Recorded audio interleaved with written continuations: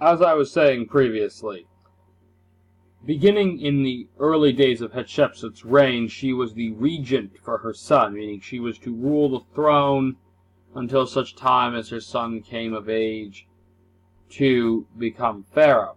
However, she never stepped down. She eventually built a temple to herself at Heliopolis, which is right near where the temple of the sun god is located. And so in this way, she's making another important statement about, here I am, and this is my level of importance. Now, after Hatshepsut's death, there was called damnito memoria. This means damn the memory. It was an attempt, perhaps, to kill her in the afterlife.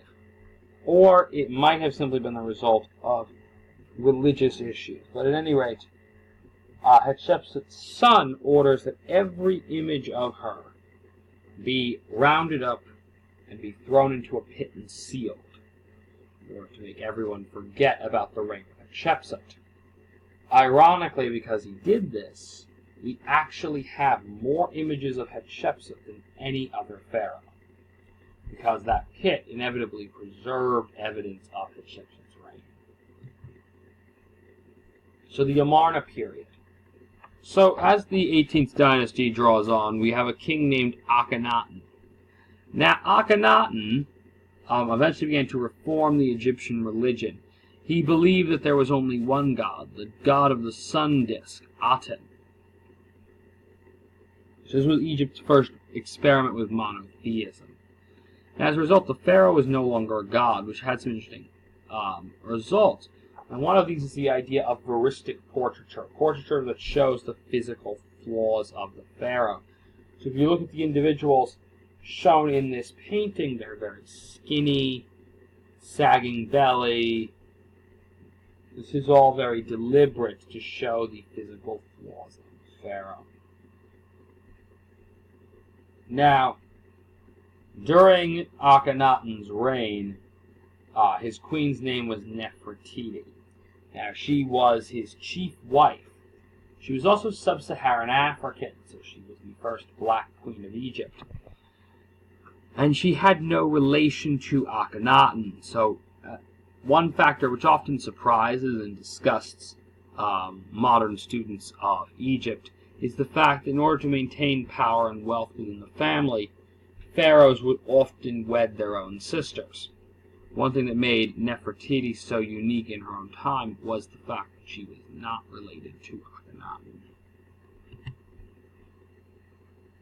So, decline of the 18th dynasty. So Egypt loses a great deal of its territory in Canaan during Akhenaten's reign. In the Amarna letters, there are references to forts, garrisons of Egyptian soldiers up in Canaan, who are attacked by the Habiru. We're not entirely sure what the Habiru are. They may have been some type of early Hebrew, some type of early Israelite, but we're not sure. Akhenaten was succeeded by a pharaoh by the name of Nefer, which might have been Nefertiti's reign name. Now, eventually Akhenaten's son takes the throne, Tutankhamun.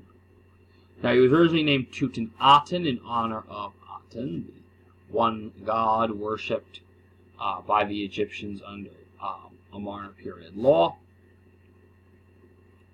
Tutankhamun restores the old Egyptian pantheon. He is the child of Akhenaten and his sister, and he died due to genetic deformity and disease. With the end of Tutankhamun, Seti I takes power, and this is the beginning of the 19th dynasty. Empire extends back into Canaan and the Levant under Ramesses II, who fought his war with the Hittites. So Ramesses fought a massive war against the Hittites. Both him and the king of the Hittites would later attempt to proclaim the last battle of the war as a victory. Ramesses was also in the habit of building treasure cities, including the city of Ramesses in Egypt, and a temple dedicated to his own memory at Abu Simbel. Now, the fall of the 19th dynasty. The 19th dynasty in Egypt experienced an invasion by what's referred to as the Sea People, or the people of the sea.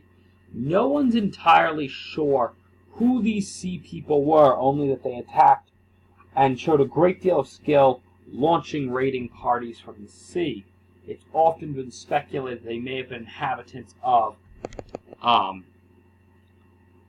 Greece, and that as the Greek civilization began to decline, many people from the island of Crete and other areas near the water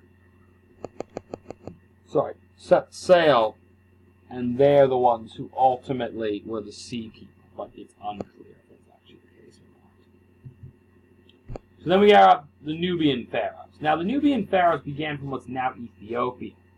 They moved north, and they eventually became pharaohs of Egypt, and actually sent armies as far north as Judah, the southern Israelite kingdom. In fact, they took a Judean king as a hostage. Unfortunately, they were no match for the might of the Assyrian army, and when the Assyrians conquered Egypt, the Nubian pharaohs retreated. The Nubian pharaohs are also very interesting because they are the first black pharaohs of Egypt.